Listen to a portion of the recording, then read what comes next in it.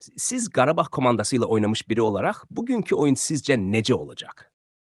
Tək bir sözlə ifadə edəcək olsam, bugünkü oyun qırğın olacaq dostlar. Möhtəşəm oyunçuları var, dəhşətli komanda yığıblar. Biz onlarla bacararıq deyə inanmıram. Görək də nə edirik. Qarabağla oynadığınız en sonuncu oyunda Elvin'in qırmızı kart almasına səbəb oldunuz. İndi yenə Elvin'lə üz-üzə gələcəksiniz. Nə düşünürsünüz?